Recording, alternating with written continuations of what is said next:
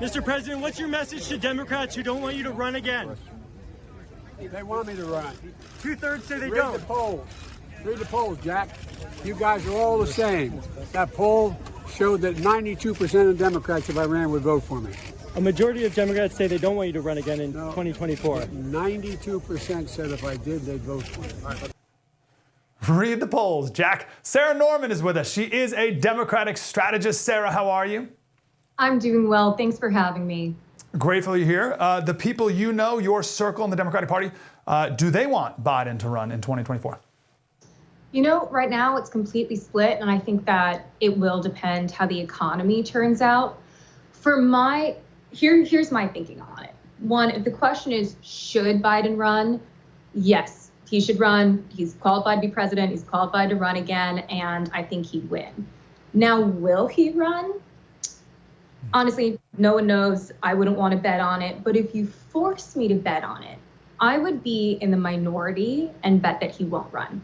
And here's why. So first, let me address what's on top of everyone's mind.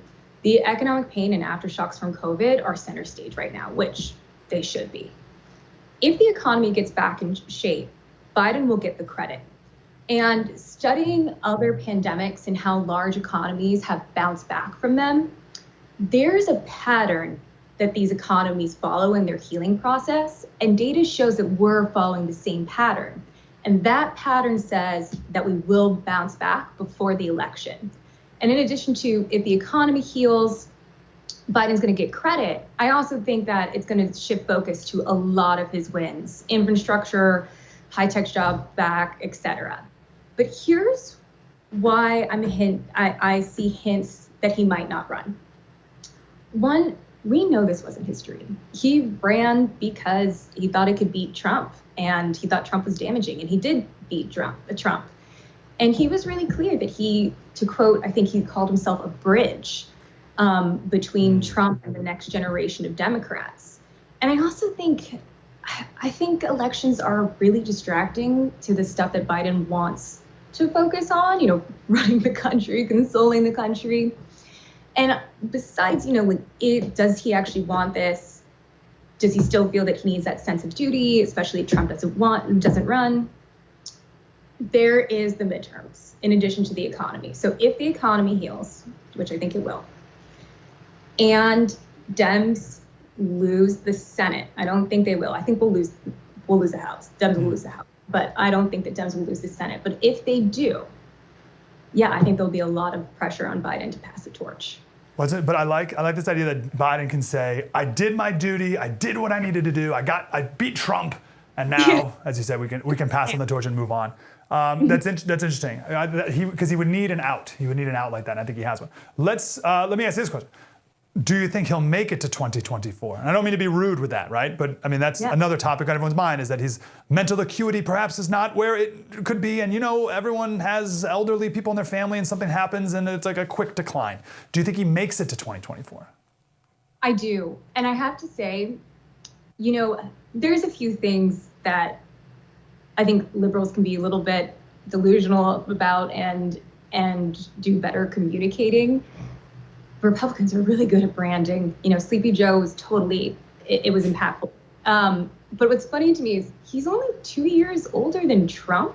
I think that he will remain president until 2024. Absolutely. I'd be shocked if not. If he doesn't run in 2024, what does the Democratic Party do with Kamala? As we talked about earlier, she went nowhere in the primaries, not super well liked. But she would be the obvious successor, right, as the VP. What do the Democrats do with her? Harris is definitely still working on defining her brand. And while she would be the front runner after Biden, I do see challengers. And I'm the first to admit that Democrats need to get their house in order. And it's definitely not clear who the nominee will be. But, and I don't mean offense by this is just purely my analysis.